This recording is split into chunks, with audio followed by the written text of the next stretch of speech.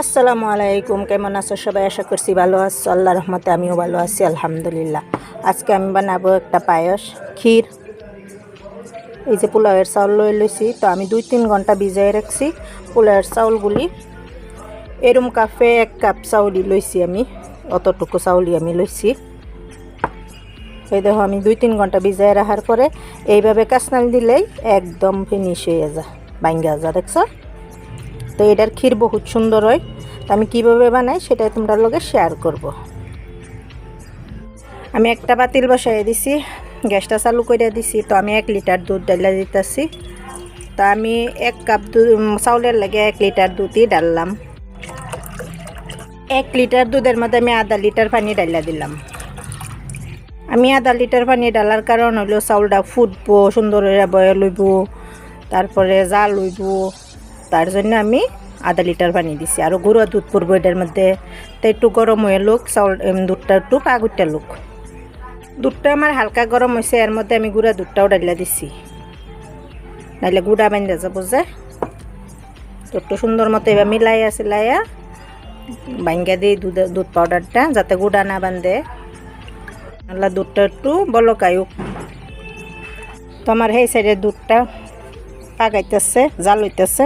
তো এর মধ্যে আমি পিস্তা লইছি, কাজু, কিশমিশ লইছি, কাজু লইছি, বাদাম লইছি, আখরোট লইছি। তো এটির আমি সুন্দর মতো কাটটা কুচি কুচি করে একদম কাটটা লই। ওটা আমার কি সুন্দর হইয়া পাকায় পড়ছে। তো এর মধ্যে আমি ভিজাই রাখা চাউলটা দিয়া দিই।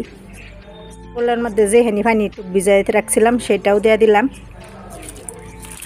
সুন্দর হয়ে হইতে থাক। চিনি নিমখ কিছুই দিছি না, দিম একটু পরে।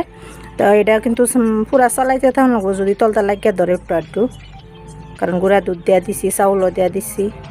তো এটা সুন্দর হয়ে জাল হয়ে এলো। বহুত সময় জাল করুন লাগবো, সময় তো একটু লাগবোই যদি কিছু ভালো খাইবার চাই না। সুন্দর করে পাকাইতেছে, তখনও বয়ে লইয়া হারছে না, বহুত টাইম বাদে হইব, 10-15 মিনিট লাগবো আরও। তো এর মধ্যে আমি 3টা এলাইচি দিয়া দিলাম। এই হিসাবে পুরা চালাইতেই তখন লাগবো। ডর আছে কি তলদা কি লাগেই জানি কি, এটা একটা ডর। তো চাউলগুলি ওখানেও আমার সিদ্ধ হয়েছে না, আর একটু সময় লাগবো সিদ্ধ হইতে হইতে। ওখানেও আমি চিনি দিছি না, নিমকও দিছি না, সিদ্ধ হওয়ার পরে দিয়াম। আমরা এই ক্ষীর দ্বারও সবসময় একদম লগে লাগিয়ে বান্ধা থাকুন লাগবো, কারণ এই যে এগুলি হর যে বাইরেও সর, এগুলির এইভাবে দেওয়া দিলে একটা মলাই মলাই টেস্ট আইব। এমনিও এই ক্ষীরটা রাজকীয় স্বাদের একদম ক্ষীর হইব। আমি এমনিও মেহমানদারির লেগে বানাইতেছি। তার একটু সময় ফুটবার বাহির হয়েছে, ভালো মতো ফুটাই এলুন লাগবো। যে অল্প বাদাম, কাজু, কিশমিশ এগুলি আমি দিয়ে দিতেছি অল্প অল্প, বাদে আবারই দিয়াম। অল্প দিতেছি সব ড্রাই ফ্রুটগুলি, অল্প অল্প দিয়ে দিলাম। আর এইভাবে লড়াইতে থাকুন লাগবো।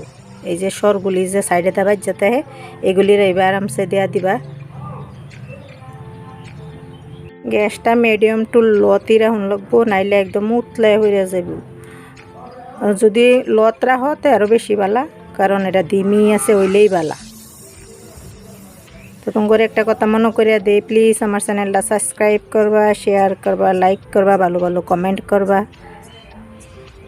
আমার চাউলগুলি সিদ্ধ হয়ে গেছে, এর মধ্যে আমি 1 কাপ চিনি দিয়া দিতেছি।